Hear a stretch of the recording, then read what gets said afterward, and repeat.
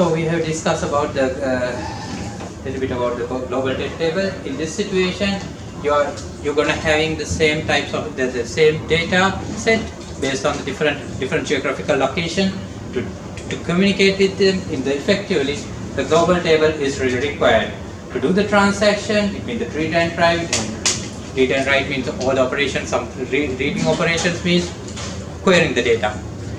It means you are using the select statements to get the data, and writing means you are performing anything like update, insert, delete. Those are considered as write operations. With the multiple the multiple databases, data tables, and the global data tables, you can perform this activity very effectively.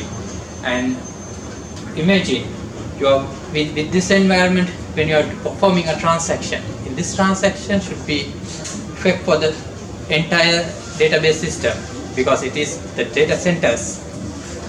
On the other hand, imagine currently the application server means this is the Facebook application. The Facebook application for the Japan having a separate database system. The data center for the data center in Japan, local data center, and when we're considering about the data center, if the data center completely managing some mirrors. Managing mirrors mean they are having some duplicated data in some other location. In case, why they are keeping these kinds of things just for the backup and recovery system? And imagine when the Facebook having their data center in Japan, it is corrupted or it is not available at the moment. What will happen? All the Japanese profiles going to be missing, but it won't be happen because of in the Amazon database system methodology, the Amazon database global table figure out, okay, currently Amazon the Facebook in Japan database does not work, performing well.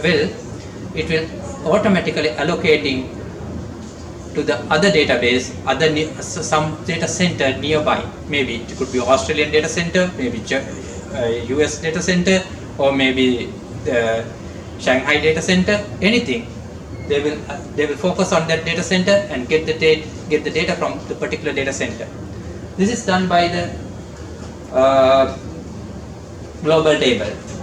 Global tables are really required to do these kinds of operations, but I don't feel you're going to do these kinds of application, but maybe you get opportunity to work with these kinds of application.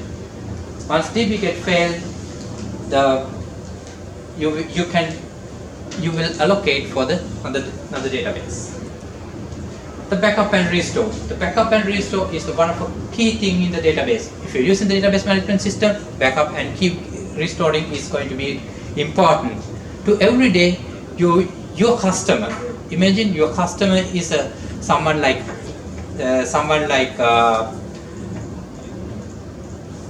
what we call the apparel shop. Apparel shop. We will get example. Okay. How about Odell? Okay.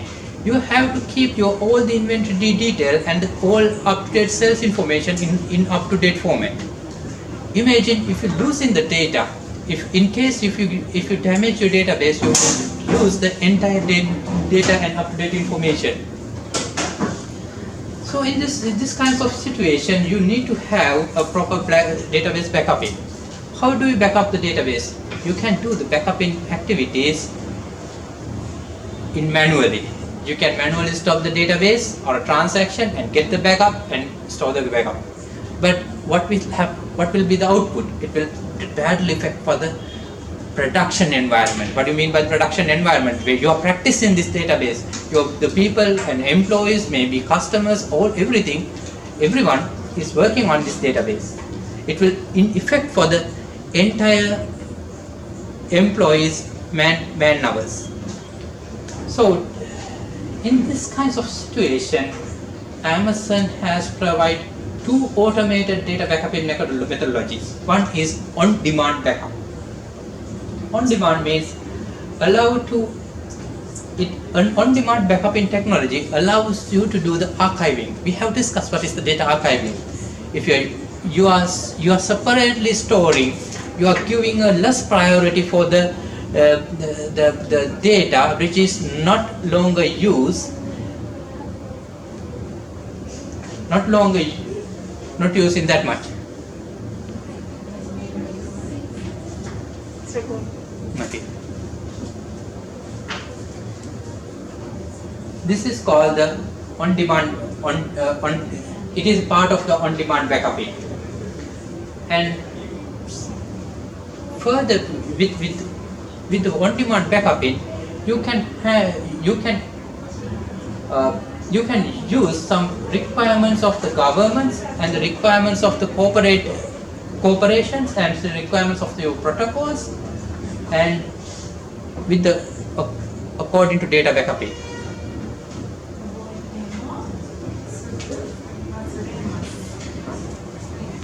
On-demand backup methodology allows you to backup small amounts of data into large terabytes amounts of data without affecting to the production environment and without affecting to the performance. Isn't it an advantage?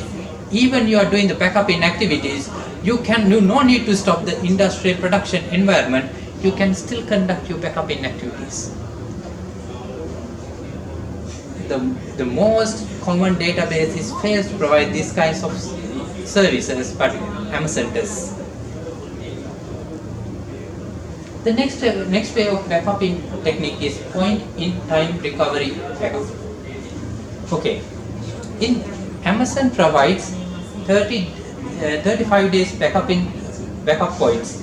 It means you just need to select it. If you select this option, point in time recovery option. Imagine today is the 1st of July. If you want to take the database into the 25th of June, you just need to select the 25th of June and give the rich time. It means you have to say 9 AM, and then you can move to the 25th of June 9 AM situation.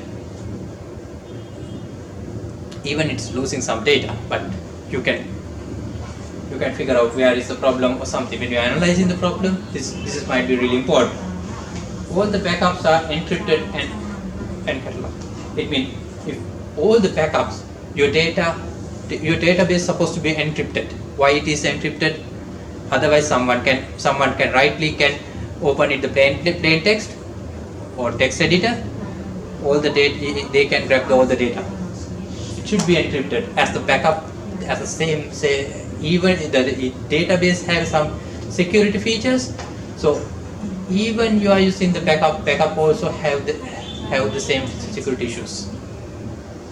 So your data backup is also should be encrypted and rest. It means, as I said earlier, the database storing their files.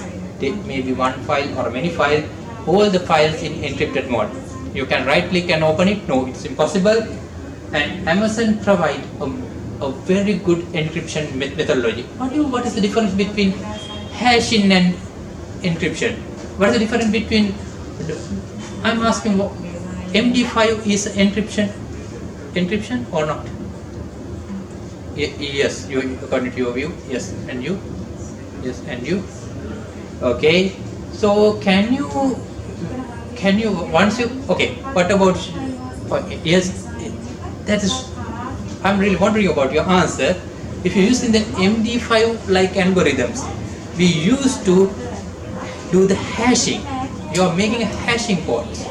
If you take SHA-256, it is a hashing algorithm. It is you are converting one type of plain text into another unreadable what we call jumble text or something like ciphertext. You're converting plain text into ciphertext, but this ciphertext cannot regenerate the plain text. This is called hashing algorithms. When you consider about AES, AES 256 algorithms, those kinds of algorithms use a unique key. They use a key to convert a plain text into a ciphertext, but this ciphertext can regenerate by using the same key or some other key. They can regenerate the plain text again. So if you use the hashing algorithms in the database, you cannot retrieve the data and provide you might retrieve the data, but there are some certain mechanisms to get it. You will read the data. Yes, that's possible, but you cannot present the data as it is, because the data is completely unreadable format, in the unreadable format. So the data encryption is you can conduct the data encryption with the Amazon. So usually, could you remember something I told you? To do the encryption, you need what? Encryption key. But in Amazon provide AWS key management system, key management service. The key management service, you can store your own keys. Even you can generate keys. You can create your own keys, and you use these keys to encrypt the data. So even you are losing your database, you no need to worry. If anyone cannot have that access to that key, the unauthorized person cannot access the data because they don't have the key, even they're having the algorithm. But on the other databases, the configurable people are not assigning their own keys to encrypt the data. So if you lose in the data, then there will be a huge risk of losing the entire thing. Even they are doing the encryption. Encryption algorithms are consuming very high levels of processing power, high levels of memory. Even they are doing the encryption part, the database is fully encrypted. You never feel it is slow, because it is even they are doing the encryption and decryption. They are efficiently doing these things, so you no need to worry about the performance.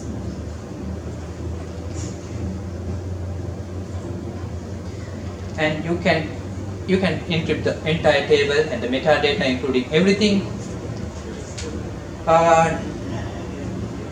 As I said, it is not going to be any impact for the performance. No SQL workbench. Okay, this is really interesting. So when we are thinking about the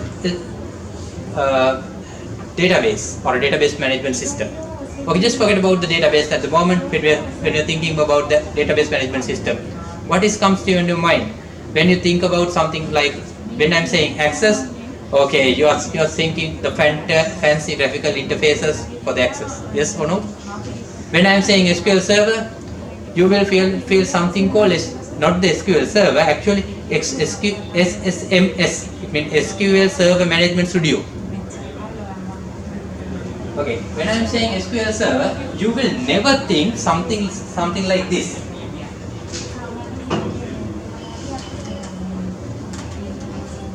When I'm saying SQL Server, you are thinking something like this. Okay. Give me a second, I will open it and show you. You will think something like physical application. Have you ever heard it is something like this?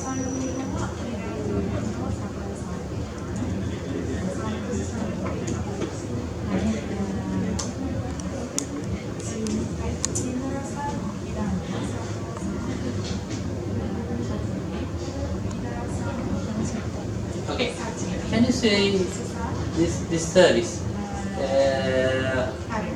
MS Microsoft SQL?